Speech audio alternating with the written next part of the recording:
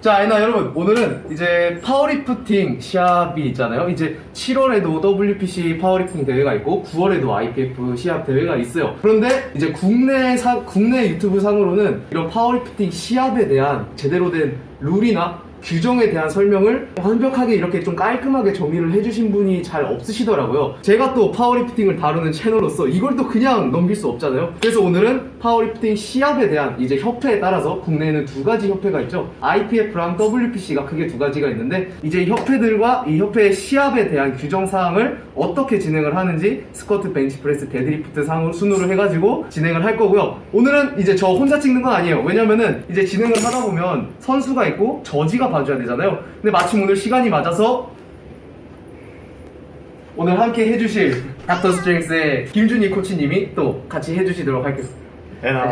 안녕하세요. 닥터스트 코치 김준희입니다. 사실 이렇게 하게 된 게 제 생각도 있긴 하지만 준희쌤이 이렇게 얘기를 해주신 것도 있어요.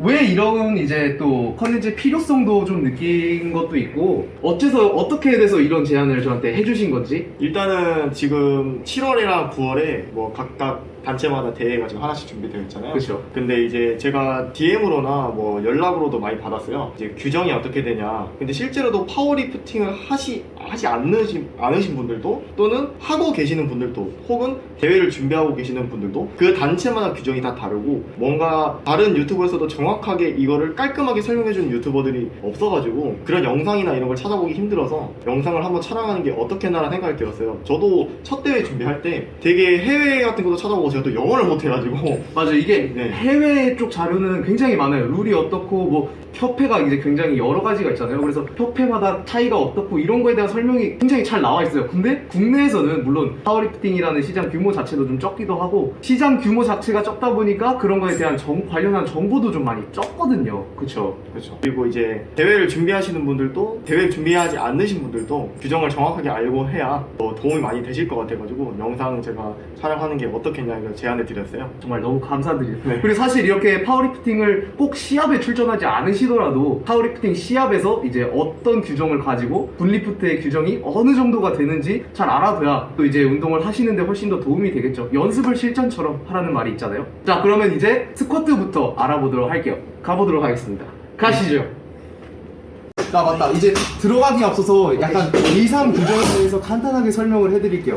이제 IPF나 WPC나 일단은 싱글렛을 입어야 하는 게 맞긴 한데 이제 WPC의 경우에는 꼭 싱글렛이 아니더라도 이제 상의는 일반 면티는 상관이 없는데 하의는 이제 타이즈를 입어줘야 해요. 국내 WPC 같은 경우에는 꼭 싱글렛을 꼭 구매하셔가지고 입으실 필요는 없어요. 왜냐면 규정에는 싱글렛이 쓰여 있긴 한데 무릎이 보이는 타이즈 재질의 의상을 입으셔도 됩니다. 그래가지고 WPC를 대회를 준비를 하시는 거라면 싱글렛을 필수적으로 구매하실 필요는 없고 무릎이 보이는 타이즈만 구매하시면은 언제든지 대회에 참여하실 대신 상의는 무조건 면티로 입으셔야 돼요. 지금 저는 싱글렛을 입고 있지만 왜냐면 이렇게 싱글렛을 입는 이유가 이제 우리가 스쿼트, 벤치프레스, 데드리프트를 할 때 이제 굿 리프트에 대한 규정을 잘 확인하기 위해서 이렇게 싱글렛을 입고 스쿼트를 한다든지 데드리프트를 한다든지 하면은 내 몸이 훨씬 더 잘 드러나잖아요. 물론 신체의 특정 부위가 좀 강조가 되는 건 어쩔 수 없는 부분이긴 하지만 그거는 이제 조금 더 굿 리프트에 대한 판정을 조금 더 수월하게 하기 위해서 하는 거고요. 신발에 대한 규정을 잠깐 알려드리자면 어떤 신발이든 괜찮아요. 괜찮은데 이제 역도화를 설명을 드리자면 역도화 굽이 5cm 이상이 넘어가면 안 돼요. 그런데 오프셋이 5cm가 넘어가는 건 잘 없죠. 아마 힐이 아닌 이상은. 역도화 규정은 일단 굽이 5cm 이상이면 안 된다 이게 있고, 이런 노토리우스와 같은 평평하고 접지력이 좋은 신발도 신으시는데 괜찮아요. 어떤 신발이든 괜찮은데 딱 하나 안 되는 게 발가락 신발은 안 돼요. 발가락 신발 안 되고 맨발 안 되고 최소한 신발은 신으셔야 한다는 거. 자, 그리고 이제 장비, 리스트랩이나 이런 싱글렛, 벨트, 리슬리브 이런 장비들에 대한 규정은 어떻게 나와 있냐면 이제 인터넷에 IPF는 IPF 룰북 그리고 WPC는 WPC 룰북 허용 장비에 대한 파일이 나와 있어요. 이제 그걸 받으시면 우리가 대표적으로 알고 있는 뭐 SBD라든지 로그라든지 인저, 타이탄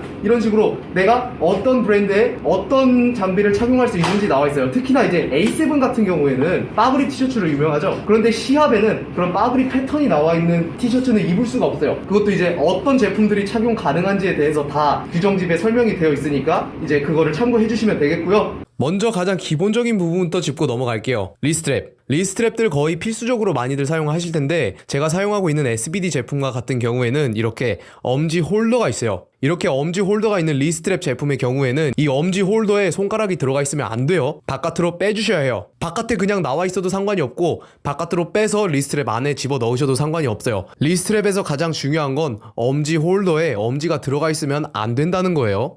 그리고 양말도 그냥 아무거나 신으시면 되는데 이제 니삭스 같은 경우에는 니삭스가 무릎 위를 덮으면 안 돼요. 그러니까 5번 닉삭스가 아니라 요 딱 무릎 정도까지만 올라오는 닉삭스를 신으셔야 되고, 만약에 무릎 위까지 올라가는 5번 닉삭스를 신으신다고 하면 요 윗부분에 올라오는 부분을 접어서 무릎을 보여주게 하면 되고요. 그냥 양말을 신고 나오셔도 전혀 상관이 없긴 한데, 특히나 이제 데드리프트를 할 때 정강이가 좀 긁히는 경우가 많이 생기니까 이제 좀 피를 덜 보려면 이왕이면 니삭스를 신으시는 게 조금 더 편하시겠죠? 자, 이제 스쿼트에 들어갈 때 보통 이제 니슬립을 굉장히 많이 착용하실 텐데, 이제 니슬리브에 같이 니삭스를 신으시는 분들이 많으실 거예요. 그런데 규정상 보면 니슬리브와 니삭스가 이렇게 겹쳐져 있는 부분이 생기면 안 돼요. 그래서 보시면 니슬리브랑 니삭스가 겹치지 않게, 발등 정발을 신으신다면 상관이 없으시겠지만 이렇게 니삭스를 신으시게 되실 경우에는 분명히 니슬리브에 겹치는 부분이 생길 수밖에 없거든요. 그러면 니삭스를 좀 밑으로 접어 빼셔가지고 이런 식으로 니슬리브와 니삭스가 겹치지 않게끔 이렇게 빼주시면 되겠고요. 자, 이제 첫 번째 종목 스쿼트부터 시작을 하죠. 이제 시작하기에 앞서서 심판분이 3분이 계세요. 먼저 렉의 좌측 그리고 우측에 심판이 한 분씩 계시고요. 그리고 렉의 바로 앞쪽에 메인 헤드 저지 분이 계세요. 자, 그리고 스쿼트에 대한 장비 규정을 말씀드리자면 리스트랩 착용해도 괜찮고 안 착용해도 괜찮아요. 벨트 착용해도 괜찮고 안 착용해도 괜찮아요. 니슬리브 착용해도 괜찮고 안 착용해도 괜찮아요. 그런데 니삭스를 착용하신다면 이제 니삭스가 니슬리브와 겹쳐 있으면 안 되니까 니삭스를 신으신다면 니슬리브와 겹치지 않게 아래쪽으로 빼주시는 게 굉장히 중요하시겠고요. 자, 그리고 IPF는 물론 디비전이 따로 나뉘어져 있긴 한데 현재 국내에서는 IPF는 니슬리브만 이제 허용을 하고 있고요. WPC의 경우에는 니슬리브를 사용해도 괜찮고 니랩을 사용해도 괜찮아요. 이제 본인이 사용하기 수월하신 거를 가져다가 쓰셔도 상관없으세요. 자, 그리고 스쿼트에 대한 걸 말씀드리자면 이제 파워리프팅을 하시는 분들이라면 로우바 스쿼트를 많이 하시는데, 자, 보통은 이렇게 로우바로 이제 많이들 하실 텐데 로우바로 하셔도 전혀 상관없으시고, 내가 로우바는 잘 못하겠고 하이바를 좀 하고 싶다, 그럼 하이바로 해도 전혀 무관해요. 자, 그런데 혹시나 해서 말씀을 드리는 건데 프론트 스쿼트는 안 됩니다. 프론트는 안 돼요. 자, 일단은 선수분에 맞춰서 중량과 높이가 설정이 되면 이제 뭐 bar is loaded 아니면 이제 준비가 됐다고 신호를 주실 거예요, 심판진 분들께서. 그러면 이제 렉 쪽으로 나와서 준비를 하시고 이제 본인이 편한 대로 바벨을 짊어지고 나오시면 되는데, 이제 보면은 양쪽에 심판진 분들이 처음에 팟이라는 신호를 주기 전에 손을 이렇게 올리고 계실 거예요. 메인 심판분도 다 올리고 계시고, 자, 이 상태에서 준비가 되면 원래까지는 그냥 본인이 편한 대로 가지고 나오시면 돼요.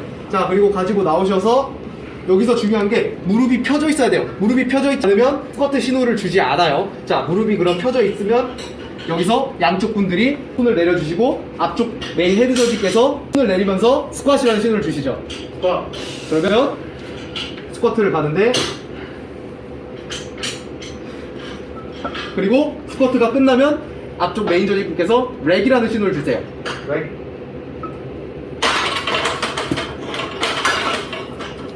자, 요렇게 리프팅이 끝나는데, 일단 신호에 대한 설명을 드리자면 아까 전부터 말씀을 드렸다시피 옆에서 보도 앞에서 보든 요 무릎이 완전히 펴있지 않고 이런 상태여야 이제 스쿼트 신호를 주시는데, 만약에 내가 무릎을 제대로 펴지 않고 이렇게 구부려져 있으면 스쿼트 신호를 주지 않아요. 그리고 이런 상태로 계속 유지를 하고 있으면 아예 심판진 분께서 렉이라고 다시 신호를 주실 거예요. 그리고 무릎이 아직 다 안 펴졌으니까 무릎을 끝까지 펴라 라고 다시 하고 이제 2차 다시 기회를 주시는데, 지금은 이제 중량이 가볍긴 한데 우리가 이제 실질적으로 시합에 들어가게 되면 꽤나 무거운 중량을 다루게 되니까 아무래도 리렉을 한번 먹게 되면 굉장히 퍼포먼스에 영향을 받을 수밖에 없어요. 그러니까 내가 바벨을 짊어지고 나와서 스쿼트 신호를 받으려면 무조건 무릎은 펴주시는 게 굉장히 중요하다는 거.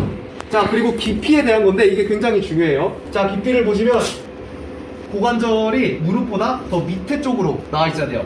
이제 가장 굿리프트를 받는 판정이 풀 스쿼트라고 하죠. 지금 보시면 이제 패러렐 정도가 되어 있는데 이 상태면 굿리프트를 받을 수도 있고 빨간불을 받을 수도 있어요. 그러니까 내가 안정적인 리프팅을 수행하려면 웬만하면 풀 스쿼트로 완전하게 굿 리프트를 받는 게 괜찮겠죠. 만약에 이게 아니라 내가 정말 조금 전략적으로 스쿼트를 하겠다 싶으면 정말 그 보더라인, 정말 굿 리프트를 받는 패러렐에 걸쳐서 하시는 것도 하나의 방법이 될 수 있겠고요. 자, 신호는 꼭 항상 지켜주셔야 돼요. 내가 스쿼트를 수행하고 나서 들었다고 신나가지고 그냥 바벨을 렉에다 던져버리면 그건 이제 파울이라서 노리프트 판정이 나고요. 내가 스쿼트를 하고 일어나서 앞에 메인 저지분이 렉이라는 신호를 주기 전까지 기다려야 돼요. 물론 심판분들도 이 스쿼트를 수행하는 게 굉장히 어렵다는 걸 알기 때문에 무릎을 완전히 피면 거의 1초 이내에 이제 렉이라고 신호를 주실 거예요. 항상 심판진 분들의 신호에는 잘 따라주셔야 한다는 점. 그리고 렉 높이 같은 경우에는 콤보렉을 사용해보지 않으신 분들이 좀 계실 것 같은데 이제 시합장에 가시면 워밍업이나 실질적으로 시합에 들어가기 이전에 요 렉 높이를 조정할 수 있어요. 그래서 내가 이제 시합 시작 전에 내 렉 높이에 내가 어느 정도의 위치에 맞춰서 하는지 요걸 또 설정을 해놓고 심판진 분들에게 사전에 이제 이야기를 해놓으면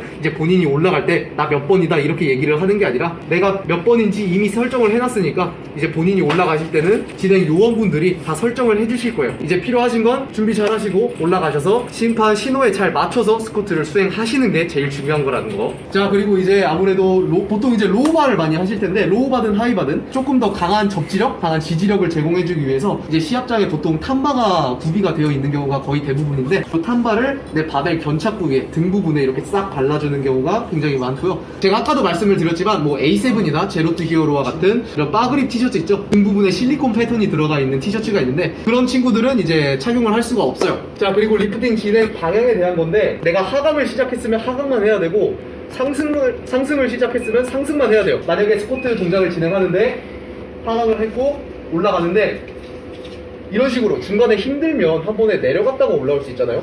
이런 식으로 중간에 힘의 방향이 바뀌면 이것도 파울을 받는 원인이 될 수 있어요. 그라인딩이 걸릴 수도 있어요. 그라인딩이 걸리는 건 상관이 없는데 힘의 방향이 일정한 방향으로 유지가 되어야 한다는 거 알려드리고요. 자, 그리고 이제 약간 불균형이 있거나 이제 너무 힘들면 약간 좌우로 흔들리는 경우가 있는데 이제 올라올 때 내가 한쪽으로 쏠려서 올라온다고 해도 괜찮아요. 상관없어요. 자, 그리고 스쿼트를 수행할 때 올라오면서 요 렉 부분을 치는 경우가 생길 수도 있거든요.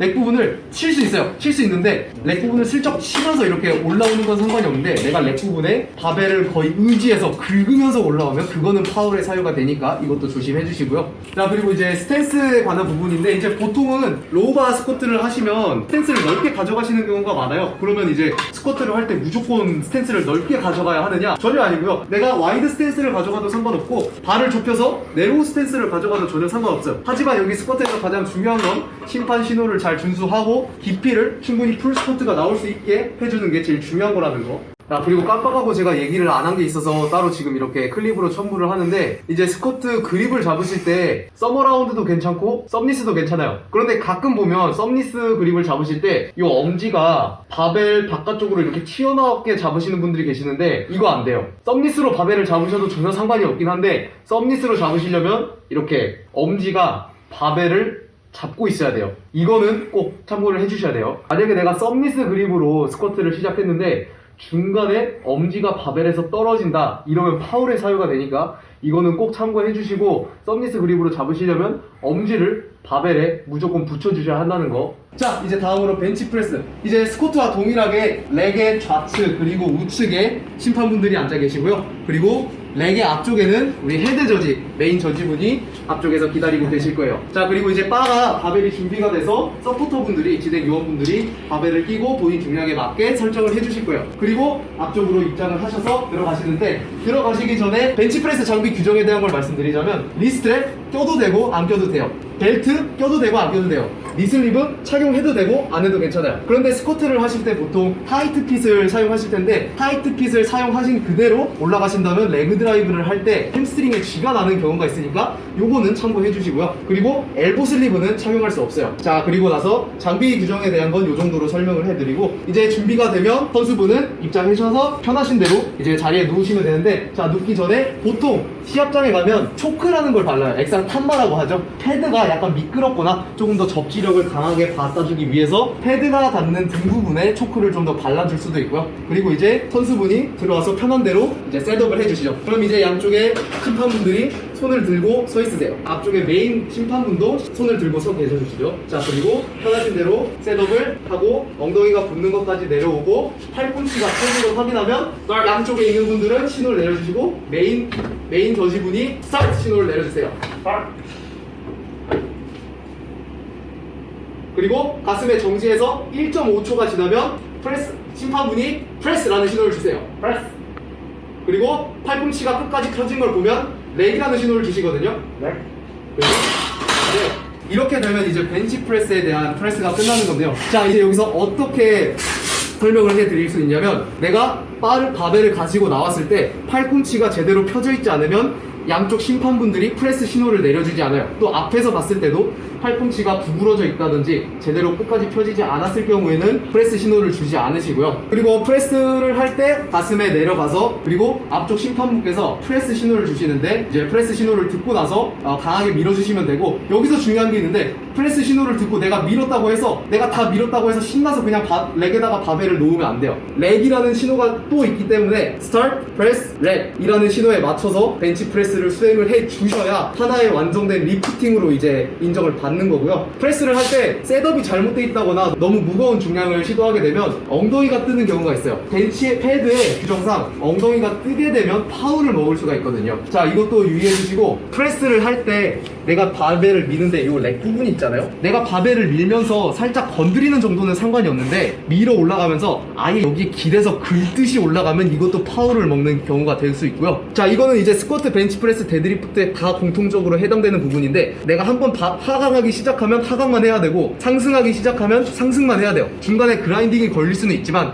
내가 밀다가 한번 힘들어서 밑으로 내려갔다가 올라가면 요것도 파울 사유가 돼요. 자, 그리고 그립 규정에 대한 건데, 이제 파워리프팅 시합 규정에 맞춘 바벨을 보면 요 양쪽에 띠가 보이실 텐데, 요 띠의 간격이 81cm예요. 이게 그립 규정, 최대 규정 그립 너비인데, 여기 보시면 요 띠 부분에 검지까지 걸려져 있어야 해요. 만약에 심판분이 앞에서 봤을 때 이 부분이 이렇게 노출이 돼버리면 이거는 노리프트 판정을 받고요. 자, 지금 보시면 밑에 부분은 가려져 있는데 윗부분이 이렇게 나와 있죠. 이것도 파울에 해당되니까 웬만하면 잘 검지로 이렇게 감싸주시는 게 굉장히 중요하실 거예요. 뭐 클로즈 그립으로 좀 좁게 잡으시는 분들이라면 상관이 없겠는데, 이제 와이드 그립을 잡으시는 분들이라면 이게 굉장히 중요한 요소가 될 수 있겠죠. 자, 패스. 여기서 엉덩이가 떴는데, 이런 식으로 엉덩이가 뜨게 되면 아예 노리프트 판정을 받게 되고요. 자, 여기서 자, 방금 보시면 바벨이 가슴에 닿지 않았죠? 바벨에 가슴이 닿지 않으면 프레스 신호도 주지 않으시고, 만약에 프레스 신호를 받아서 했다고 쳐도 앞부분에서는 이게 보이기 때문에 이것도 노리프트 판정이 돼요. 파울이 되는 거죠. 스타트. 프레스. 렉. 자, 보시면 요 정도로 살짝 치고 올라가는 건 괜찮은데, 아예 이 렉 부분에 의지를 해서 드르륵 긁으면서 올라가면 그건 아예 노리프트 판정이 되는, 그것도 파울 사유가 되는 거고요. 스타트. 프레스. 렉. 자, 그리고 지금처럼 바벨이 한번 올라가다가 중간에 내려왔다 올라가면 요것도 파울 사유가 됩니다.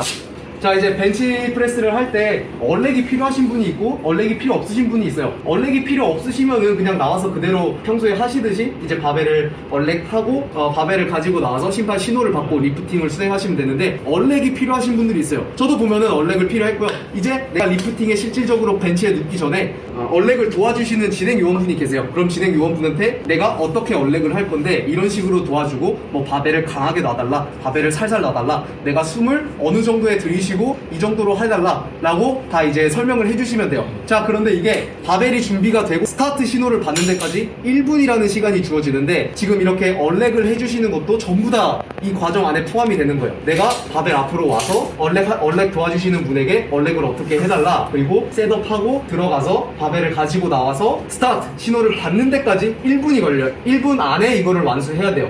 이게 1분이 넘어가서 타임오버가 돼버리면 이것도 파울로 아예 리프팅 기회가 넘어가니까 하니까 참고해 주셔야겠고요. 생각보다 벤치프레스가 셋업이 좀 오래 걸리시는 분들이 계셔서 이거는 조금 참고해 주시는 게 좋을 것 같아요. 자, 제가 지금까지 설명드린 건 이제 IPF 규정사항을 말씀드린 거고요. 이제 WPC 국내에서는 IPF와 WPC 두 가지 단체가 있으니까 이제 WPC에 대한 추가적인 사항을 더 말씀드릴게요. 제가 방금 전에 IPF 협회에 대한 발 사항을 이야기했을 때 발이 모든 부분이 주변에 붙어 있어야 한다고 했는데 WPC의 경우에는 뒤꿈치를 떼도 괜찮아요. 떼도 되는데 자, 이제 어떤 부분이 파워를 먹을 수 있냐면 내가 리프팅을 수행하는데 Start, Press, Let. 자, 이런 식으로 내가 발꿈치를 띄면서 시작했는데 내가 밀면서 힘들어서 발바닥이 이제 발 뒤꿈치가 다시 땅에 닿았죠. 이런 식으로 내가 세팅한 포지션이 한번 변경되게 되면 이건 파워를 먹을 수가 있어요. 내가 발꿈치를 처음에 뺀다고 하면 이걸 끝까지 가져가야 되고 발꿈치를 붙인다고 하면 그대로 발꿈치를 붙인 상태로 그대로 가져가시면 돼요. 대신에 이렇게 중간에 리프팅을 수행하면서 바뀌는 건 파워에 사유가 되는데 이제 내가 1차 때는 발꿈치를 떼고 2차 때는 발꿈치를 붙이고 이런 식으로 가져가시는 건 상관이 없어요. 자, 그리고 하나 더 WPC와 IPF가 다른 점이 IPF는 내가 바벨을 가져와서 심판분들이 스타트라는 신호를 줄 때까지 기다려야 하는데 WPC에는 그런 게 없어요. 내가 언렉을 해서 바벨을 가져온 이후에 내가 원하는 대로 그대로 시작을 하면 되거든요. 자, WPC 룰대로 벤치프레스를 한다고 하면 여기서 준비가 됐으면 그대로 프레스, 백. 그렇죠. IPF와 동일하긴 한데 WPC에는 스타트 신호가 없는 거죠. 내가 준비가 됐으면 그냥 언렉을 하고 가지고 와서 그대로 시작을 하면 되는 거예요. 자, 이제 그리고 이거는 뭐 스쿼트도 똑같이 아까 설명을 드렸지만 벤치프레스 또한 옆쪽에 보시면 콤보렉의 높이를 설정할 수 있어요. 그래서 벤치프레스 렉이 너무 높아도 안 되고 너무 낮아도 당연히 안 좋겠죠. 이 높이 설정에 대한 것도 시합을 들어가기 전에 이제 심판진 분들이 뭐 종이를 나눠주신다던가 높이 체크를 할 거예요. 아예 콤보렉을 사용해보지 않으신 분들이라도 이제 시합장에는 콤보렉이 마련이 돼 있거든요. 그럼 이제 높이에 대한 걸 조정하셔서 이제 나한테 맞는 적정 높이를 설정하시는 게 중요하겠죠. 자, 이제 우리 마지막으로 데드리프트 종목까지 왔는데요. 이제 데드리프트의 경우에도 똑같이 이제 스쿼트랑 벤치프레스랑 똑같이 이제 앞쪽에서 보시면 좌측 그리고 우측에 똑같이 저지분들이 계시고 앞쪽에 메인 저지분이 기다리고 계세요. 자, 그럼 이제 리프팅이 준비가 되면 선수분은 이제 앞쪽으로 나오셔서 리프팅을 수행하는데 규정 장비에 대한 걸 말씀드리자면 당연히 뭐 엘보 슬리브는 안 되고요. 리스트랩은 착용해도 괜찮고 착용하지 않으셔도 괜찮아요. 벨트 착용하셔도 괜찮고 착용하지 않으셔도 괜찮아요. 니슬리브 착용하셔도 괜찮고 착용하지 않으셔도 괜찮아요. 자, 이것도 스쿼트랑 똑같아요. 내가 니슬리브를 착용했는데 닉삭스까지 착용한다. 그러면 이제 니슬리브와 닉삭스가 겹쳐져 있으면 안 되고요. 그리고 그립에 대한 부분을 설명해드리자면 우리가 일반적으로 잡는 오버그립 전혀 문제 없어요. 그리고 얼터네이티브 그립 전혀 상관없고요. 뭐 좌측 우측 본인이 강한 쪽으로 잡으셔도 전혀 상관없고요. 훅그립 전혀 상관없습니다. 얼터 훅그립도 전혀 상관없고요. 대신 언더그립은 안 되겠죠. 자, 그리고 이제 데드리프트 하면 크게 두 가지 종류가 있죠. 컨벤셔널과 스모 데드리프트가 있는데 컨벤셔널 전혀 상관없고요. 이렇게 스탠스를 넓힌 스모도 전혀 상관없어요. 본인이 강하고 편한 스탠스를 잡으셔서 수행하시면 괜찮으시겠고요. 자, 이제 리프팅에 들어가시면 양쪽의 저지분들이 손을 올리고 기다리고 계세요. 앞쪽 메인 저지분도 손을 들고 기다리고 계시고요. 자, 그리고 선수 입장에서 본인이 편한 대로, 이거는 스타트 신호가 없어요. 내가 원하는 대로 시작을 해서 리프팅을 수행한 걸 락아웃이 된 걸 확인하면 양쪽 저지분들이 손을 내려주세요. 그리고 앞쪽 메인 저지분이 손을 내리면서 다운이라는 신호를 주시거든요. 다운! 그러면 그때 바벨을 내려놓으시고 이렇게 되면 이제 데드리프트 수행을 완벽하게 한 거고요. 자, 지금부터 이제 데드리프트 수행 시에 어떤 부분이 파울이고 어떤 부분을 주의하셔야 되는지에 대한 말씀을 드리자면, 자, 히칭에 대한 부분인데 바벨을 잡고 올라올 때 이런 식으로 위아래로 올라갔다 하는 부분에는 파울을 먹을 수가 있어요. 왜냐면 스쿼트랑 벤치프레스 때도 똑같이 말씀을 드렸듯이 내가 힘의 방향을 한번 상승하기 시작했으면 상승을 해야 되고 하강을 하기 시작했으면 하강만 해야 되는데 히칭을 하면 내가 올라오면서 위아래로 흔들리잖아요. 이렇게 되면 힘의 방향이 일정하지 않기 때문에 이거는 파울의 사유가 될 수 있고요. 자, 다음으로 드랍에 대한 부분인데 리프팅을 수행했어요. 수행하고 락아웃 하고 이렇게 떨어뜨리게 되면 당연히 리프트가 안 됐기 때문에 노리프트 판정이 나고요. 자, 그리고 다음에 신호 규정에 대한 건데, 자, 리프팅을 하고 다운. 이런 식으로 락아웃을 완벽히 하고 내가 다운 신호까지 들었는데 바벨을 그냥 놔버려서 손에서 놔버려서 자유낙하를 시켜버리면 이것도 파울의 사유가 되고요. 자, 그리고 자, 리프팅을 하고 락아웃까지 했는데 앞에 심판 저지분이 다운 신호를 주지 않았는데 그냥 내려버렸죠. 이것 또한 신호 규정을 무시했기 때문에 노리프트 파울 판정이 나고요. 자, 그리고 다운 신호를 받기 위한 락아웃을 확실하게 해주셔야 되는 게 리프팅을 다 올라왔는데 등은 펴져 있는데 무릎이 이런 식으로 다 펴져 있지 않으면 다운 신호를 주지 않아요. 자, 그 다음으로 무릎은 펴져 있는데 상체가 너무 앞쪽으로 나와 있죠. 이렇게 되면 내가 상체 락아웃이 제대로 돼 있지 않기 때문에 앞에 심판분은 이 상태가 이 어깨 라인이 뒤로 넘어가기 전까지 기다려요. 그런데 그게 안 되니까 중간에 그냥 다운이라고 신호를 주시고 나서 노리프트라고 판정이 나는 거죠. 왜냐하면 이 어깨 라인이 내 몸의 뒤쪽으로 확실하게 락아웃이 돼 있다는 거를 확인을 시켜줘야 돼요. 이제 당연한 얘기지만 혹시나 해서 말씀을 드리자면 스트랩 착용은 당연히 안 되고요. 대신 아까도 말씀드렸다시피 리스트랩은 착용할 수 있어요. 그리고 니삭스에 대한 건데 무조건 파워리프팅 전용으로 나온 니삭스만 착용해야 되는 거 아니고 지금 제가 신고 있는 것처럼 그냥 일반적인 니삭스를 신어도 상관없어요. 대신에 무릎을 덮으면 안 된다는 거. 무릎을 덮은다면 그건 이제 밑으로 까 내려주시면 전혀 상관이 없으니까 이제 그것만 좀 참고해 주시면 되겠고요. 자, 이제 스쿼트 벤치프레스 데드리프트 이제 IPF와 WPC에 대한 장비 규정이나 이제 리프팅 룰에 대한 설명을 함께 담아본 영상이었고요. 함께 해주신 우리 닥터 스트렝스의 김준희 코치님 정말 너무 감사드리고 또 이제 촬영 도와주신 이제 저지로 참여해주신 이제 코치님이나 우리 관장님에게도 정말 큰 감사의 말씀을 전해드리고요. 만약에 리프팅 시합을 준비하고 계신다면 그리고 가까이 계신다면 모든 시합 장비가 구비되어 있는 여기 안암역에 있는 닥터 스트렝스에 방문해보시는 것도 굉장히 좋은 선택이 되겠죠. 제가 전에도 영상에서 몇 번인가 언급을 계속 했었는데 시합을 뛰실 때 내가 실질적인 시합 장비를 사용해보고 나가는 것과 사용해보지 않고 나가는 것에 대한 거는 굉장히 큰 차이가 있어요. 그렇기 때문에 가능하시다면 규정 장비가 있는 체육관에 가셔서 훈련을 해보시는 걸 굉장히 권장해드리고요.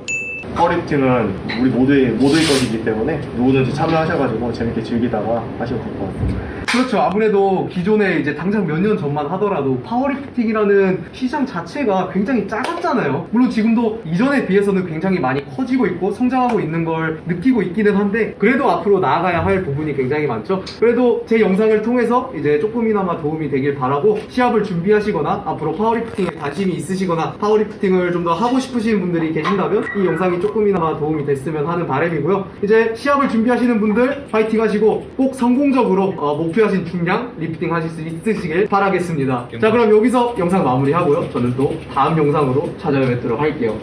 아시죠? 엔바!